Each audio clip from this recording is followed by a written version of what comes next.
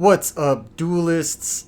You already know what it is. You already know what we're doing today. We're doing the sideboard card tier list. We're going to be ranking these based off of how versatile they are versus how many decks they can go into versus, you know what's up. You get the idea. Totally not doing another tier list today because Dueling Book is down again. Definitely not. Definitely not the case. Definitely not the...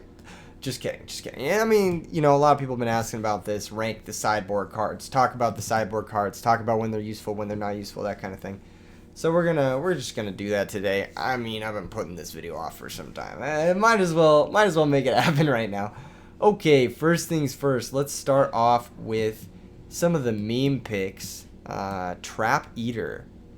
Trap Eater is a sideboard card that I think is very interesting. It answers floodgates. So if the metagame is very floodgate heavy, or you expect a lot of Uriah, which is no real metagame ever, this card becomes good. It's not the best. It's not the most versatile, but it doesn't take your normal summon, and it's a tuner. It's got reasonable stats, and it's a dark, so you can always allure it away or pitch it to your dark refers or whatnot. I'm inclined to put it in E tier. It's not quite an F, because it has some things going for it, but it's very narrow. And only a few decks want it, and they've already had to flip their floodgate, which in this format means they've already flipped Rivalry Goes into Oppression or Mask of Restrict. And all of those get value upon being flipped, buying the opponent at least a full turn. So, not the best. Not the best. Another meme pick, Possessed Dark Soul. Again, this card, it can be searched off Sangan. It's a dark. It can do some really cute things like steal an opponent's Mass Dragon or steal 2 Dupe Frogs. But that's very rarely going to go off. Unless your deck has like some really big reason why it wants Possessed Dark Soul, it's got to go into E tier as pretty much the same as... Where was I going with this? Oh yeah, it's got to go in E tier the same as Trap Eater. There we go. Yeah. I'm not editing this video because... it's a tier list, you know. It's a tier list video. You know, okay, those meme picks out of the way. Got another meme pick for you. 7 Tools of the Brandis. Alright, this trap, yeah. I mean, there's not much to say about it. Pay 1,000, stop a trap card. Is that ever really good? I guess? Guess it stops other counter traps. It can stop Solemn Judgment. Maybe your opponent forces a discard or a cost for their trap card and you get to negate it. It's alright. It's like my definition of like a really, you had nothing better trap card to put in your sideboard. It's either top of D or bottom of C. It's a really mid sideboard card. I'll say bottom of C for now. But it's not great. I don't think I've ever wanted to sideboard 7 Tools. I've never been in a position where it's like, you know what sounds great? 7 Tools. If there ever was a metagame to side it, it'd be this metagame because everyone's running discard traps, and I think it's actually quite good against discard traps. But it's just so... It's so mid. It's so mid. Alright, next up. An actually really solid sideboard card, I think, is Vanities Fiend. This card is very good. It's a dark. It's a tribute monster, which means it can't be an S tier card. But it is the strongest generic... this type of effect for 1 tribute. I'm going to put it in A tier. I'm going to put it pretty high A tier. You generally want this card if you can support a tribute and you want to lock out other unfair decks. And you also want it if you're approaching the game from another angle. Like, let's say you're not super normal summon reliant. You can summon it in 1 turn off of like an Evil Hero Infernal Prodigy or a Dandelion token or a Quick Draw or something or a Treeborn Frog. You don't have to worry about like setting up a normal summon before summoning the Vanities Fiend. So... that's generally when it's pretty good. I do like this card a lot. I think it has utility against most of the major decks, so it's very versatile. Unlike these cards down here. 7 Tools of the Bandit, obviously, it's more versatile. It hits trap cards, but it's low impact. It's only hitting 1 trap card. Whereas Vanities Fiend is like potentially shutting off your opponent's entire deck and also killing them very quickly while doing so. That's kind of the differential here. These cards down here, Possessed Dark Soul, Trap Eater, they're narrow. They don't kill your opponent quickly. They don't really do much. That's why they're in the E tier. All right, moving on. We've got Compulsory Evacuation Device. I expect this to see a little bit more play. Always. I always expect this to see a little bit more play than it actually does. It never sees enough play. This card is just so good. It's a no bullshit answer to any synchro, any fusion, any of that stuff.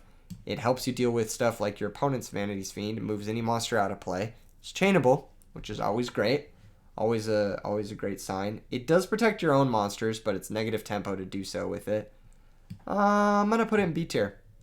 Like middle of B tier, maybe. I think it's a pretty good place for it. I think it should see more play than it does. It's a lot more versatile than people give it credit. The -1, oftentimes, not so bad. Not so bad, -1. It's a clean out to Absolute Zero, which is like one of the most popular boss monsters in the format right now.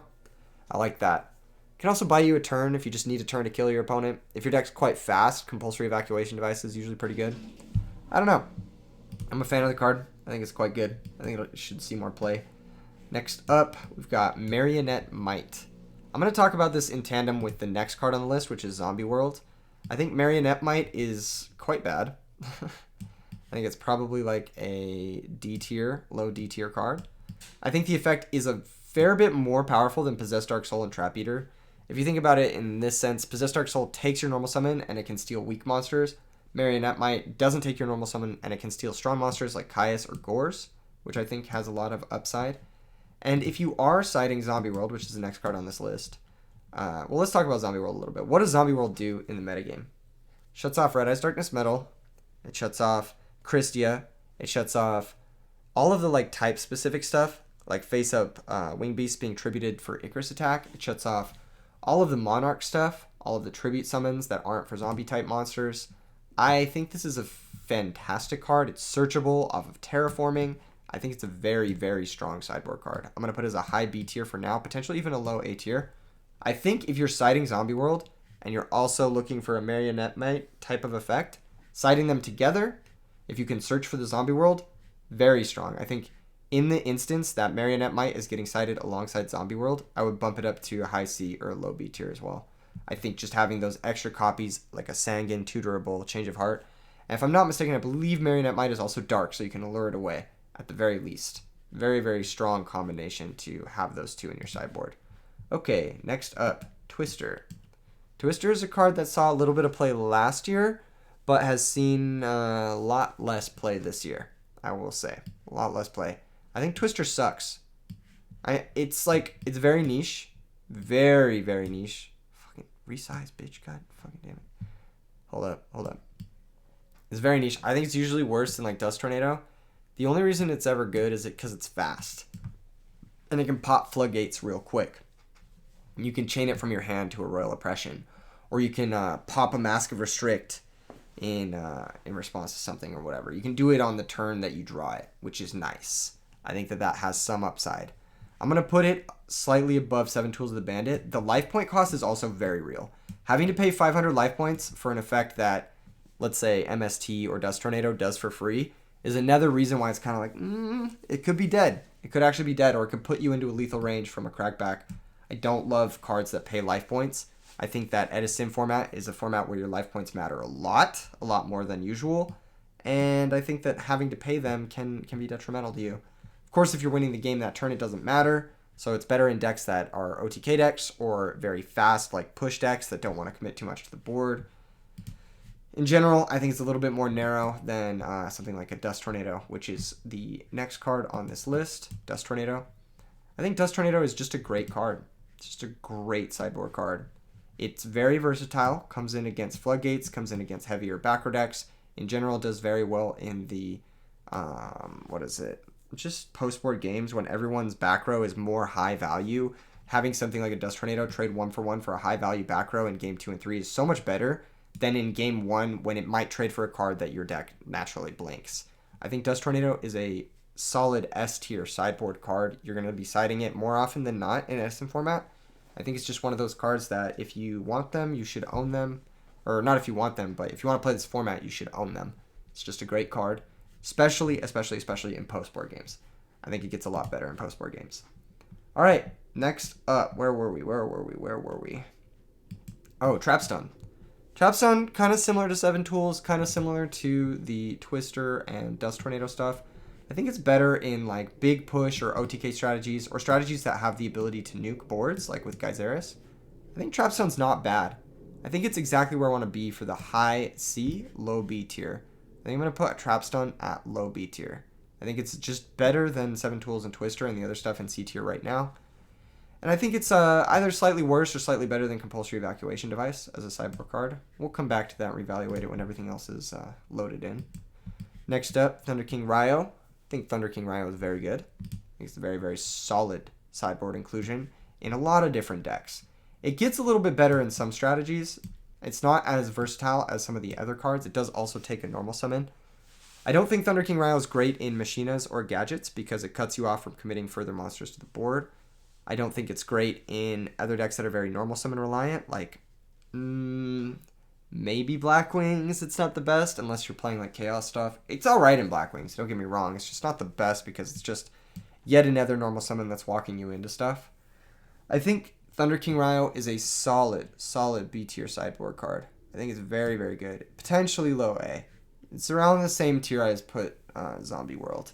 The issue is that, like, if you're comparing what these two cards stop, Zombie World stops Red Eyes and Caius, and Thunder King just stops Caius and like other search cards like Rhoda and Charge. Both of these things stop a fair bit of that sort of thing, but Zombie World is searchable. It also doesn't take a normal summon. It also can give you other synergy with the rest of your deck if you're playing like zombies and stuff. I do think Thunder King's very good. It's a fast clock, runs over Hamster. It works well with Honest if you're playing that. It works well with a few other cards like Chaos Sorcerer if you need lights. But in general, I think it's just either slightly worse or slightly better than Zombie World because they have a similar kind of function. All right, next. Starlight Road. Okay, Starlight Road. How do I feel about this card? Well, if your deck wants Starlight Road, like one copy of it, you're probably already maining it because it's a broken card. But I'm going to put it very high S tier. I think it's a very good card. If your deck wants it, you're maining it. And if you want more than one, it's going to be one of the best cards in your sideboard. I don't know if it goes in every sideboard, but you could probably slot it into just about every deck and it'd be a blowout every time it resolves.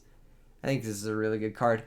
Everyone's still playing Torrential. Everyone's still playing Mirror Force. People are now playing more Absolute Zeros, Judgment Dragons than ever.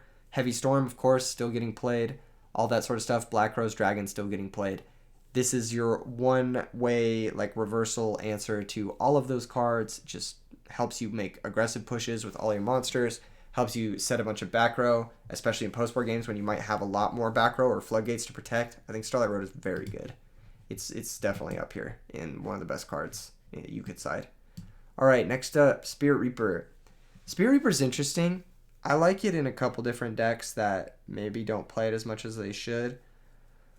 Obviously, it's a dark, which is great. Obviously, it's a zombie, which is great. It's a 3-star. It's a debris target, which is also great. It's got two amazing effects. One really bad effect, but two amazing effects. I don't think it's quite as good as Zombie World or Thunder King, but I do put it kind of in the same camp as like Compulsory Evacuation Device. If your deck needs that extra defense against something like dragons, or it just wants to be able to poke hands, I think it also works well with Compulsory Evacuation Device, funnily enough. I think it serves a niche role in some matchups. It might even be a little bit too narrow. I might actually put it back down to C. Yeah, that makes more sense. It's a little bit better than like Twister and 7 Tools. In general, I don't like sideboarding passive cards because it just puts you in a weird spot. Unless you're playing other like ways to net incremental advantage, having a passive card like Spirit Reaper in play is generally speaking just a strict -1 against a lot of decks. And that's the biggest issue, right? Even though you have this wall, the wall's not really doing anything except giving you more draw phases. If your deck benefits from having those draw phases, then it's a solid card. But most decks can benefit from having draw phases, and your opponent's also getting the same number of draw phases, and now you're down a card because you're forced to spend a card on this wall. So I don't know how I feel about it. I think it's solid in some instances, some metagames, but I don't know. Most strategies probably don't want it. All right, next up is Snowman Eater. This is assuming your deck already isn't maining Snowman Eater for the purposes of like Miracle Fusion or Debris Dragon or whatnot. If your deck is just siding Snowman Eater, then it likely has very little synergy with it. unless you're playing Moray of Greed in like the fish deck or something like that. I think Snowman Eater is somewhat better than Compulsory and Trapstone. I think it is somewhat better than that. I do think it is worse than Zombie World and Thunder King Rio, though. This is assuming your deck has no like built-in synergies outside of like occasionally Moray of Greed or like goes and match like Tribute to Mobius over it. In general, I don't think Snowman Eater is that good. It has a lot of same issues with Spirit Reaper. Of course, it does get you card advantage. It flips and destroys something. But then it has to flip to attack mode, which is not ideal. It's very good at brunting aggressive forces. A little bit better than I think Spirit Reaper because it's also very good against Glads and Blackwings. But in general, it's not going to kill the opponent ever, and you need a way to convert that advantage. So you got to be playing like Caius's, and you got to not be already wanting to main deck the Snowman Eater. All right, next up, Smashing Ground. Oh, you guys already know. Smash like, subscribe. Smash like, subscribe. If you aren't already subscribed, subscribe today. E3 Yu-Gi-Oh! To the moon, baby. Edison format to the moon. You guys like videos like this? You guys like the channel? You guys like everything we're doing out here? Tomorrow we're doing a video with Carpath. God willing, the fucking dueling book is up. And that should be really exciting. You're not going to want to miss that. Make sure you're subscribed. Make sure you've left a like, left a comment for the algorithm. Give us a little boost. Give us a little boost. That's pretty based. Speaking of Smashing Ground, I actually think Smashing Ground is a decent card to side deck. Probably a little bit better than Snowman Eater. Maybe a little bit worse. You can always synchro off with the Snowman Eater, whereas the Smashing Ground doesn't really do much. Yeah, it's probably about as good as Compulse. Maybe a little bit better. Maybe a little better than Compulse. It answers a lot of really annoying threats like Titanial, Christia. It answers, what's that other card? White Knight Dragon, you know the ones. The annoying cards. It comes in, it deals with a lot of annoying cards. Absolute Zero.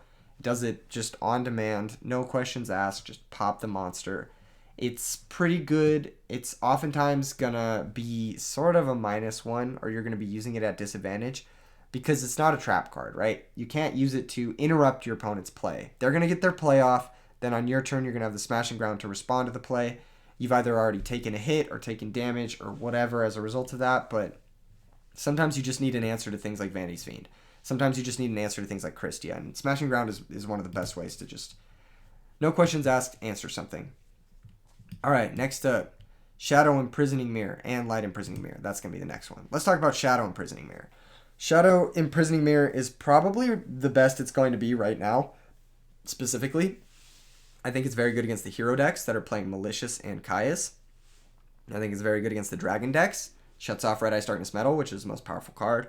And I think it's also very good against the Blackwings and Vayu decks. So I think it's in the best place it's going to be for like this type of card. I think it's not going to get much better than this. And I am going to put it in high or low A tier. I think it is currently better than Snowman Eater, Thunder King Rio, and Zombie World. This is a card that can single-handedly win you a lot of different games. I think it's a must-answer threat for some decks like Vayu, and I don't know. I mean, it's always going to shut off the 3 Caiuses, and that's a very good trade, I think. You don't want to side too many of this type of card. I think 2 is plenty, but because drawing multiples obviously sucks. I mean, that's the same for every Floodgate, but this one especially, because your opponent can still summon their dark monsters and they can still attack you under it. In general, though, I think it's quite good. I think it's quite good in today's metagame. I think it's a solid card. And then, of course, Light Imprisoning Mirror. I think Light Imprisoning Mirror, same general idea. I think Light Imprisoning Mirror is very good against Lightsworn. It's very good against Fairies. I do think that there are less good things that this is good against, or there are less like high tier decks that this is good against. So I'm actually going to put it pretty low. I'm going to put it below. Well, it's probably better than Smashing Ground because it's just a really strong Floodgate. In the matchups where it's good, it's very good. It's just more narrow than Shadow Imprisoning Mirror. Like right now, every deck is playing Dark Monsters except Fairies and like some Lightsworn decks aren't playing Dark Monsters.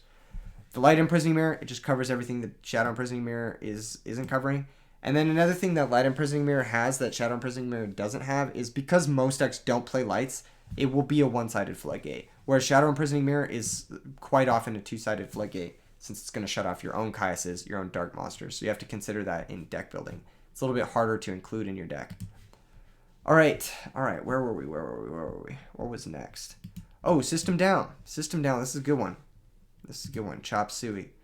I don't think this card is that good. I'm going to be honest. Generally speaking, the machine decks are pretty happy if they resolve their summon and if they attack you. And both of those things are going to happen when you're casting System Down.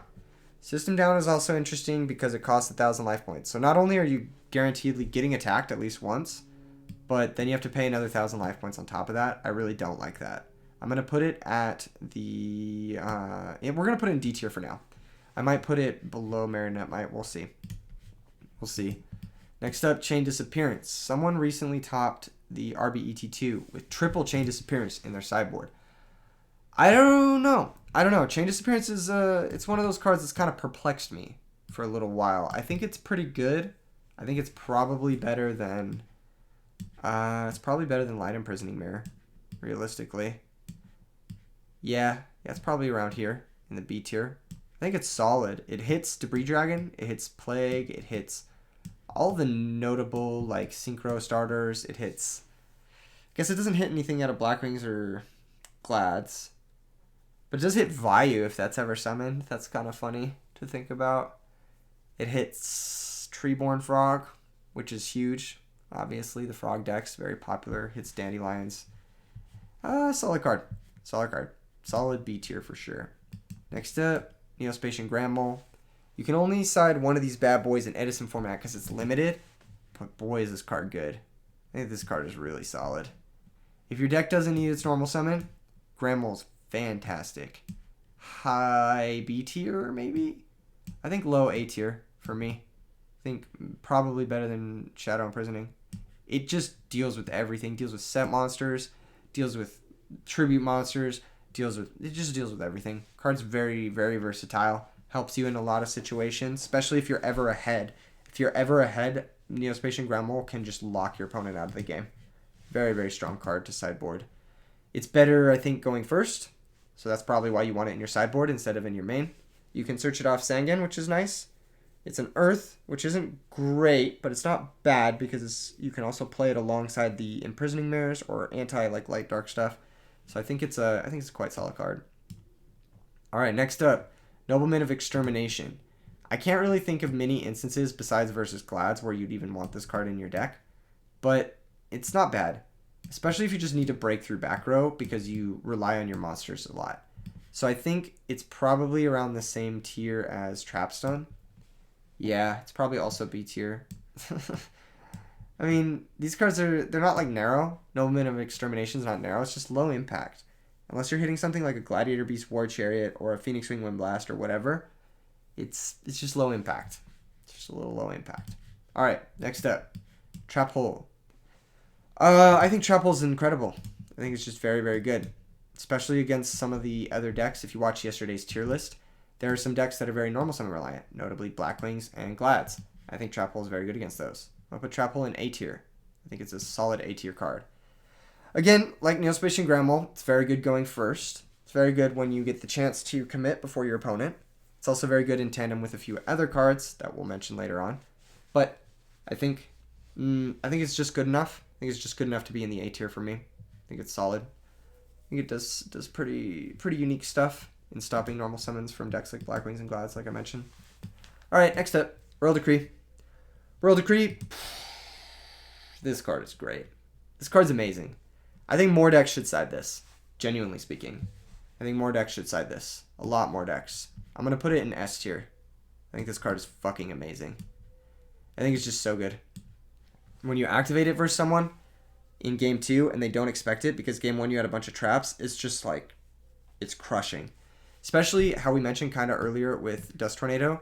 Your opponent's going to have more good back rows in games 2 and 3. Their deck's going to be more streamlined. It's going to be more tailored to kill you. And the trap cards are going to be scarier than ever. And shutting all of them off, being able to do your unfair proactive game plan with Royal Decree, so powerful. The reason I like Royal Decree more than I like Trapstone is because you can Royal Decree, make a baby push, and then end on like a 2400, like a Caius or a Geyseris or something. And then normally trap cards that your opponent would have had, outside of maybe Bottomless Trap Hole in the Trapstone instance, They will just answer the 2400 threat or the whatever threat on the following turn anyway. Whereas when you decree, you're basically floodgating your opponent out, but you can do it at advantage. You can use this as like a pseudo like Solemn Judgment plus Floodgate. It's a very nasty card. Very, very nasty card. I think it's being slept on just a little bit too much right now. Speaking of nasty cards, Rivalry of Warlords. This card is a very, very good card. High S tier if your deck can support it. High S tier. The only reason it's not going to go high S tier as Starlight Road is because most decks can't support it. It's very difficult for some decks. If you're playing gadgets or machines or Blackwings or dragons, definitely consider playing this card. It's very good.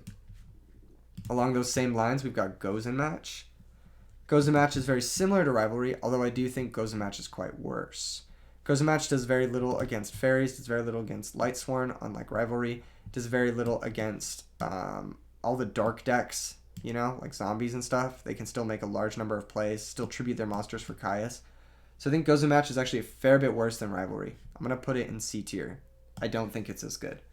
I know that Gozen Match is a very powerful effect. It's a floodgate that could also act as a removal spell, but it's only really good against dragons, specifically. That or like monarchs occasionally, but very rarely. Very, very rarely is Gozen Match going to be the go-to. Maybe it's a little higher than that. Let me do a little rearranging. Yeah, Gozen Match is probably better than like Trapstun and Noblemen. I don't know if it's better than the low impact stuff, like the Compulsory and the Smashing Ground. It's probably better than these two, yeah. Okay, let's move this around a little. That looks nice. Yeah, that looks like it makes more sense. Gozen Match, probably about as good and as narrow as Light Imprisoning Mirror. If you want to hit that one deck, go for it. Alright, next up, where were we? I don't even remember where we were at. Oh, Puppet Plant. I think with the rise of Absolute Zero and Hero decks, Puppet Plant's very good. You can also take Colossal Fighter. You can also take things like Stratos. You can take a lot of different like little monsters that are sitting around. Take Spellcasters as well. So you can take things like Chaos Sorcerer, Lila. There are a lot of monsters that sit in play that this card is very good against. I think this is a strong card. I'm going to put it in A tier. You can tutor it off Sangan. You can tutor it off Lone Fire Blossom, I guess. I don't know. It fuels your Pot of Avarice. It helps you support your Triple Caius, which I'm assuming you're playing because you're playing Edison format. It helps you Synchro. It's card advantage because you remove a monster from your opponent, you gain one to your side of the field, and you only lose one card to do that. It's just a great card. It's just a great card. In the matchups where it's good, it's very good. And in the matchups where it's bad, well, you don't side it in. Alright, Pulling the Rug. Next up, Pulling the Rug. Pulling the Rug. Pulling the Rug is like Trap Hole, but I think either a little better or a little worse depending on the metagame. That's how I feel about it. I think Pulling the Rug can be identical to Trap Hole in a lot of instances. Like, let's say the opponent normal summons a Caius and the only card you have in play is the set back row. Pulling the Rug and Trap Hole are the same thing in those instances. However, Pulling the Rug has the added bonus of negating things like Debris Dragon, Armageddon Knight, Gadgets, Machina stuff, Stratos even, Deep Sea Diva. I think it has a lot more utility. Actually, you know what? Oh man, if only it was better going second. If only it was going better second. Or it was not going better second. It was better going second. There we go. I could put it into S tier, but I think it's just slightly too narrow to go into S tier. And I think it's slightly too bad going second to go into S tier. It is probably better than Vanities Fiend, though. It's probably better than Vanities Fiend. Okay, next. Soul Release. Soul Release is a card that saw a lot of success in the most recent RBET tournament in the hands of Xeris in his zombie deck. He used it to banish his opponent's unfair graveyard shenanigans. I think it's a solid card. I've never personally been a fan of it because it's always going to be a hard -1, and your opponent's always going to get a turn to utilize that graveyard that they set up. But I think it's solid. I'm down to put it in C tier. Well, yeah, it's probably higher than Reaper. Yeah. Down to put it in C tier. It's a solid card. You usually can't go wrong playing Soul Release, but it's also just, it doesn't deal with the board. It doesn't deal with your opponent actually has. It doesn't deal with like how most decks approach the game. So I think it's a little narrow. It's a little too not uninteractive, but it just doesn't interact in a way that you want it to. All right, next up is Royal Oppression. If your deck can side it, it should, and if your deck can main it, it should. This card is an S tier card, and just one of the best cards on this list by far, just inherently. So far, it's going to be number 1. And we'll see if that changes. If your deck's not... That's the thing, right? If your deck's not already maining it.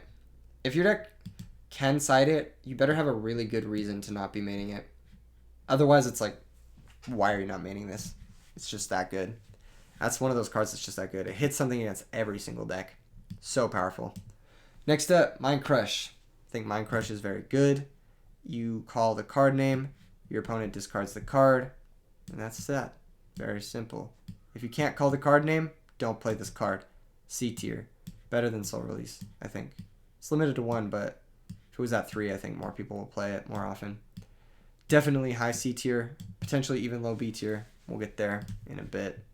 Alright, next up, Noblemen of Crossout. This is a very solid card. Most decks set monsters. And because most decks set monsters, I think Noblemen of Crossout is good. That's my reasoning. It's what the fuck is going on with all this shit? What is going on right now? Why is this what's happening? Why is this my future? What is going on? How did it come to this? I'm not editing this video. It's just going up like this, just going up raw. Noblemen of Crossout! A tier? Better than Trap Hole, probably. Yeah, probably better than Trap Hole. Similar sort of vibes to Neospatian Grammel. If you hit it at the right time, your opponent can very likely never come back. I think it's a strong card. Next up, Messenger of Peace. This is an interesting card. It hasn't seen much or a lot of play. I think spell and trap cards are just a little too easy to remove in the main phase for me to really rate this card highly. I think it's a little too narrow. Not a lot of decks want. Again, it's like Spear Reaper, right? It's like Spear Reaper, but a little bit worse. And you have to pay life points to maintain it. It doesn't take your normal summon like Spear Reaper does, but very few decks really want this card, so I'm going to put it in D. I'm going to put it in D tier, for sure. Alright, next up, My Body is a Shield. This one's tough. This one's actually really tough. Man. This one's really tough. 1,500 life points is a lot. It is a lot. That's my biggest issue with this card, is how much it costs to activate. Where to put it, though? Where to put it? It's obviously so great. It lets you play into just about anything. It stops monster effects like Raikou, Judgment Dragon. It stops traps like Bottomless Trap Hole and Torrential and Mirror Force. And it stops all sorts of stuff. It can even stop Starlight Road on your own, like Judgment Dragons and whatnot. It can stop some crazy stuff. Yeah, My Body's a Shield's it's gotta be A tier. It's gotta be A tier. Probably higher than Grammel, at the very least. I think it's pretty fucking good. Yeah, it's just gotta be. It might even be S tier. Card is so good. It's just so like fitting. It fits what every deck really wants to be doing.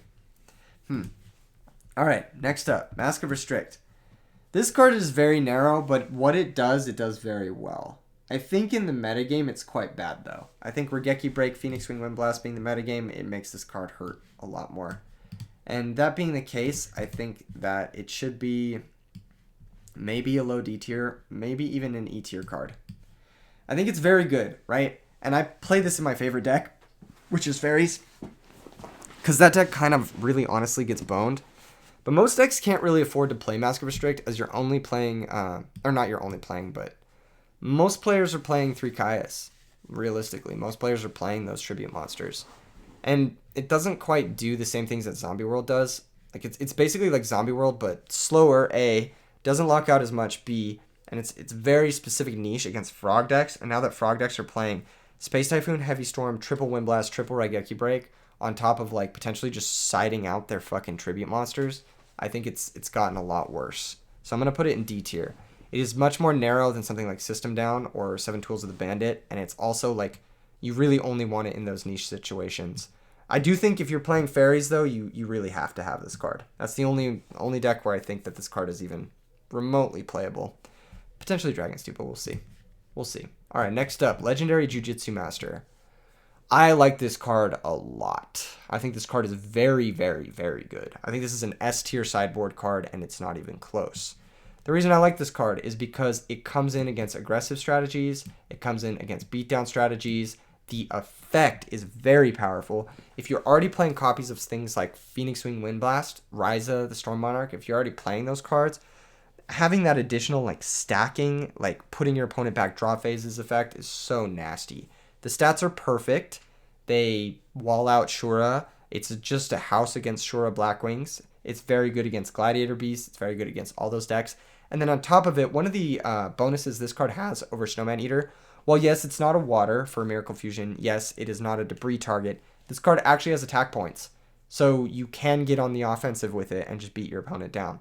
That's why I do like it. I do like it. It's one of those cards that's like you can attack into it, it stalls out, but it can also get aggressive if your opponent is like top decking or you just need to deal damage.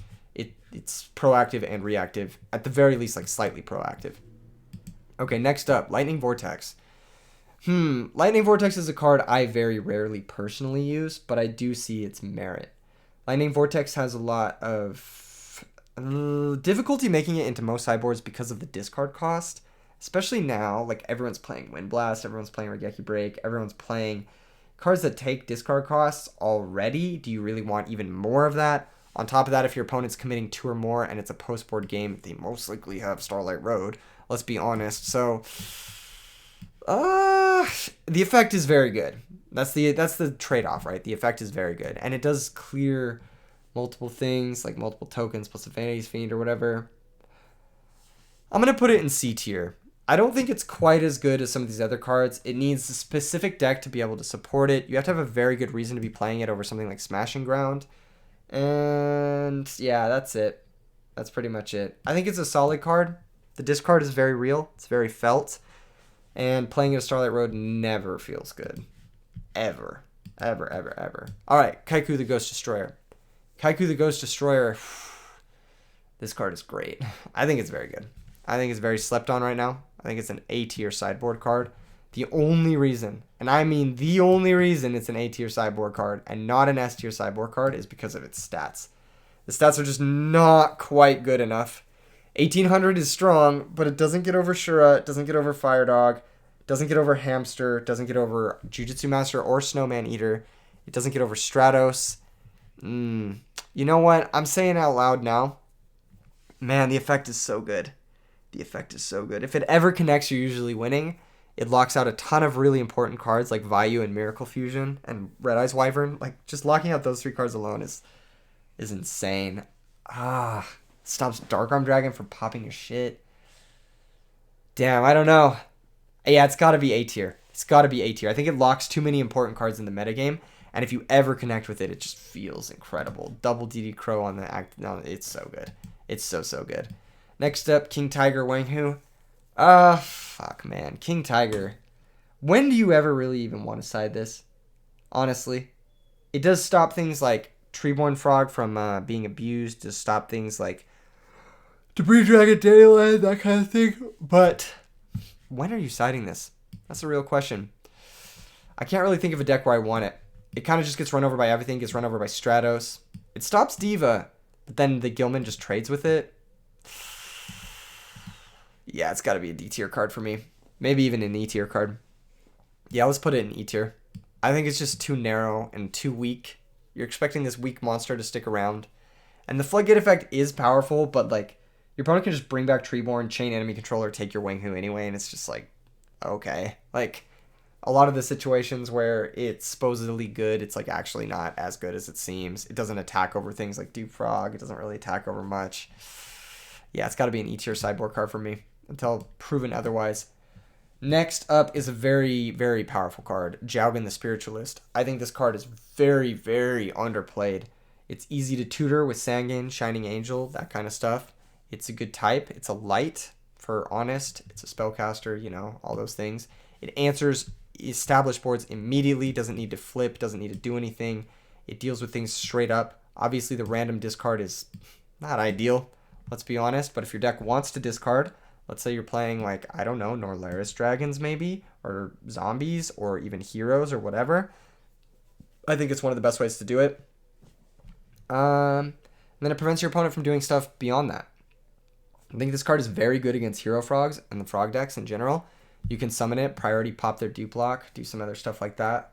I'm going to put this card in A tier for now. It hasn't seen any play, but I'm expecting it to. I'm expecting it to very, very, very soon. All right, next up, Jinzo. Jinzo's like Royal Decree, but just way harder to activate. I like Jinzo. If you can support it, it's very good. If you can't support it, it is not very good. Obviously, the tribute is very difficult. It being a machine makes it a liability to a certain card we're going to be covering later on. Being a dark is good, though. Being a dark is good. I'm going to put it in C tier. I think it's better than Spirit Reaper, though. I think it's up there. It's probably as good as Lightning Vortex. I think Lightning Vortex is also better than Spirit Reaper.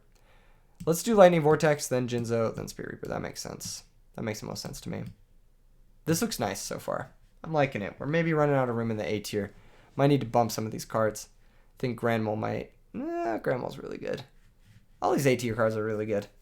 I'd happily side those in any deck. Next up is Hanawata. The only time you're ever siding this is if Burn is in the meta. Yes, it can stop Kaya's Burn, but that's like so fucking niche. It's a tuner, which is nice. It's a light, which is nice.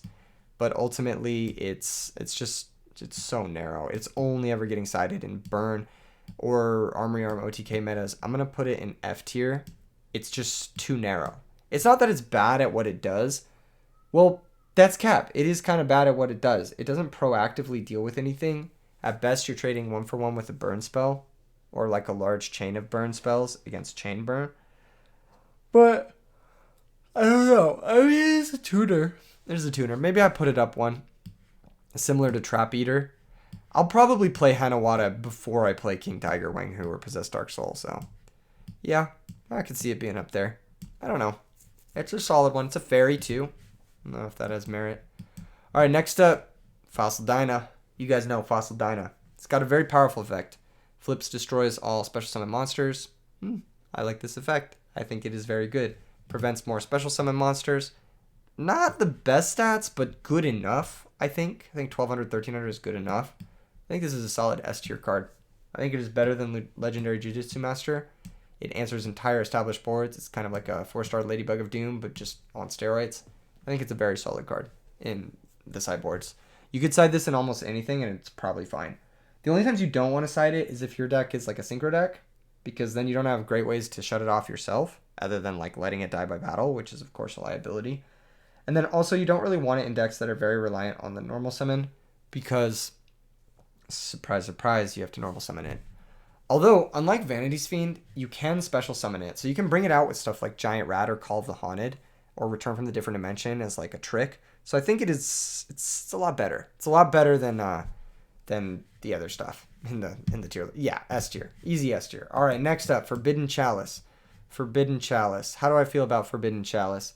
I think this card sucks. I think it's really bad in Edison format. I think it's a trap in almost every single deck. More or less, you don't want to be playing this card unless you're playing Barbaros, that kind of stuff. And most people are just not playing Barbaros. I'm going to put it in F tier. I don't think you should ever sideboard this card. There are very few instances in which I think it's good. The only ones are maybe Dragons, maybe. It's hard to say. It's hard to say. I don't think there's ever really an instance where it's that good. There's almost always a better card. Next up, Electric Virus. Electric Virus, steal a machine, steal a dragon. It's great. Electric Virus is great. Solid card. Just as good as Puppet Plant, I think. I think both of these types, machines and dragons, are equally relevant. I think they are just as relevant as the Heroes and Warriors. Maybe a little bit less relevant, but still very relevant. Steal a Judgment Dragon, steal a Stardust, steal a Machina Fortress, even though it will look at your hand in that case. Just still very good. Still very, very good. All right, next up, Doom Caliber Knight. This card's interesting. I'm not really sure when you'd side it. You know, if you're siding it, you'd probably just want to main it, right? Helps with the Glad matchup. So if your deck struggles with Glads, it's pretty good there. It's better than Seven Tools and Twister, but probably worse than Spirit Reaper as like a generic sideboard card that you could slap into anything. However, I do think it has a few nice little applications, particularly in Quick Draw and in other synchro decks that maybe struggle with Glads. So, I think it might have a bit more applications than Spirit Reaper. It is a little bit less narrow, or a little bit more narrow than Jinzo, though. So I think I'm going to put it above Spirit Reaper. That looks about right. Okay, next up. Next up, Dimensional Fissure. This one's tough to place. This one's tough to place. I actually don't think this card is that good. I'm going to be honest. I don't think it's that good. The only thing you're really shutting off is like, I don't even know, like some random graveyard shit. I think it's okay. Like, I don't know. Because you want to side 3 of it and then the second copies are dead. And you're expecting it to stop your opponent, but if they just have any beater, or if they're able to summon a Caius at any point in the game, they're just going to fuck you up under your own D-Fissure. It also hurts most of the major decks. Most decks can't actually afford to side this outside of like Gladiator Beasts and like Dragons theoretically could side it. But it's just, I don't think it's that good. I'm going to put it in D tier. I think it's definitely better than Marionette Might, and unless you're playing Zombie World, of course. And I think it's definitely better than all the cards in E tier, but I do think of it similarly to Mask of Restrict. Drawing multiple sucks. Unlike Mask of Restrict, though, if your opponent just draws monsters, they can still play under D-Fissure, whereas Mask of Restrict can shut off entire decks that it's meant to counter under D-Fissure to the fact that to the point that they can't even play. So I think D-Fissure, it's not very good. Gonna be honest, not very good. This one, however, Deck Devastation Virus, broken. Absolutely broken. I think this is one of the best sideboard cards in the format, if not the best sideboard card in the format.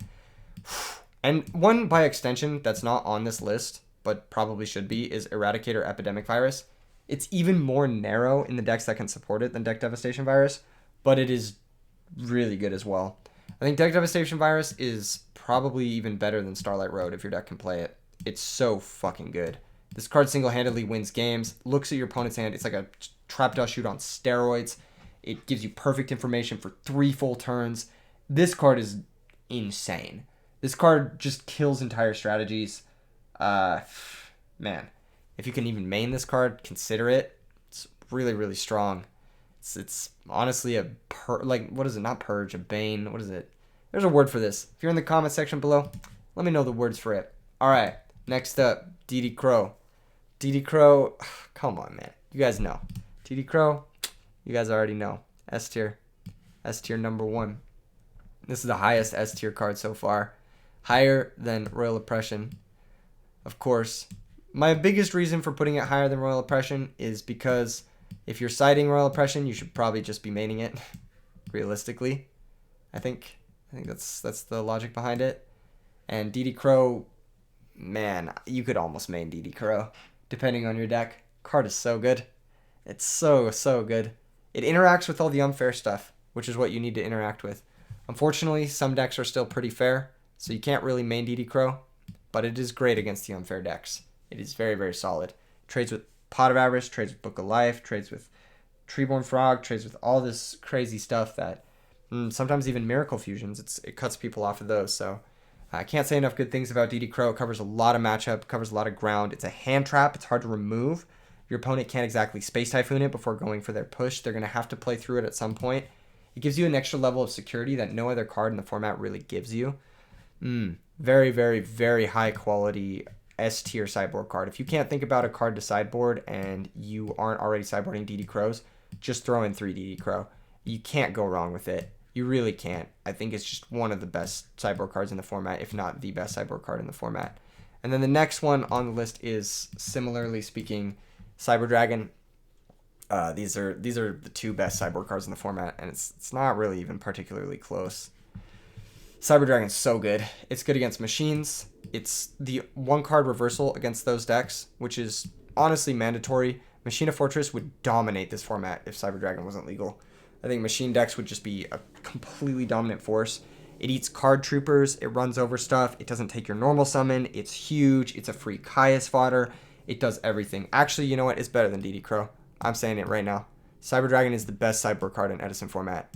There is no competition in my mind. It's just the best sideboard card in Edison format. If you can side it, you should. If you aren't already siding it, you should. If it's not in your main deck, you could even main this card. It is format defining, like just by so much. It's just so good. It's just so good, and it's part of the reason why Royal Oppression is so good in post-board games as well. Just because you know your opponent's going to be bringing in those Cyber Dragons against you. A lot of games in post-board situations will just be like whoever drops Cyber Dragon first and then gets the Chimera Tech off second. That's basically a lot of the micro interactions in post-board games. All right, next up, Consecrated Light. I think this card is trash. I think this card is very, very, very bad. Yes, if you can tutor it, it's like all right. But if you're tutoring it, I mean, I don't know. I just think it's worse than like, it's worse than Spirit Reaper, that's for sure. It does not let your opponent summon monsters, which is good, but they can still set monsters. Most of the decks that have trouble with this, like frogs and whatever, just bring back a Treeborn Frog, attack over it. Like, what are you gonna do? You're not shutting off anybody's deck by playing this card. There's no deck that's just completely darks except Blackwings, and they can just set a monster and DDV you. Or they can just Wind Blast it, or Icarus attack it, or fucking Torrential Tribute, or there's a million ways they can just remove it from play and not have to worry about it. And they have infinite time. They could even just book, make a synchro monster, run it over. It's not a good look. It's not a good look for this card. I think it's a little too passive. Never really amounts to much. It's just a time-buying card. And in general, as a duelist in the Edison format, I think time-buying cards, passive cards, very rarely are they what you want. Sometimes they are, but very rarely. Very, very rarely. All right, next up, Breaker the Magical Warrior. Breaker's alright. Takes a normal summon. The issue with Breaker is he loses the attack bonus after he pops, and you almost always end up popping before you attack anyway. So, I don't know. I think it's only really good in decks that don't need their normal summon so much, or in decks that people are going to side out bottomless against. For example, I think Breaker's really good in X-Sabers. The reason being is because most people are going to side out their bottomless trap holes against X-Sabers. Once the bottomless trap holes are sided out, Breaker becomes a ton better because it's guaranteedly going to stick around, pop a back row, and then potentially even give you an Arcanite in X-Sabers, which is fantastic. I think it's a little bit better than 7 Tools. Well, no, that's cap. I think 7 Tools is a little better than Breaker. And I think Twister is also better than Breaker. I do think Breaker is better because it's less narrow than some of these cards in the D tier. And I think it does a pretty decent job at what it does, which is be a body that also pops something. And if you can convert that body, then good for you. But I think it's not as good as like playing some of these other cards up here. It's not as high impact. It doesn't really change much about certain situations. Unless your deck really needs to remove a D-Fissure or a Mask of Restrict or a Messenger Piece or whatever Floodgate needs to remove, I don't think Breaker's the one. I don't think it's the move. All right, one more sideboard card. Last one. Before we get into the last one, thanks for sticking with me, guys. Thanks for sticking with me. Hopefully DB's back up tomorrow for the card path video. I really wanted to do a Frog Hero video today, but DB was just crashing for me every 5 seconds. Couldn't really get anything done. Hopefully the Frog Hero deck will be up on Sunday. That video, I definitely want to showcase that. Seems like a lot of hype. But yeah, make sure and subscribe. Make sure and leave a like. Show some love. Last one is Blackwing Sirocco. And I think Blackwing Sirocco is actually a very slept-on sideboard card. It's just a 2000 attack beater, which you can normal summon. And that does a very good job against a lot of these other things. If you look at the standard like sideboard stuff, outside of Cyber Dragon, which is of course the best sideboard card you can have, cards like Fossildina, Jujitsu Master, fucking Pod Plant, Electrovirus, blanks those, runs over Kaiku, runs over Jowgen, runs over Thunder King, runs over Doomcow, runs over Breakers, runs over Snowman Eaters, trades effectively with everything, does very good against other Blackwing decks, Vayu decks, anything that's going to leave a Blackwing monster in play. It can pump itself up equal to the attack of all the Blackwing monsters in play. It helps turn on your deck devastation virus. It does well if you're siding Royal Oppression. It does well if you're siding Royal Decree. It's just a very strong, high value, normal summon monster. Runs over Hamster, runs over all of this stuff in the format. Flamvell, Fire Dog, you name it. I think it's a very good sideboard card. I'm going to put it in A tier. I'm going to fit it right there. Right there on top of Jowgen. There you go. And that's the sideboard tier list for April 2022. See you guys later. Peace out.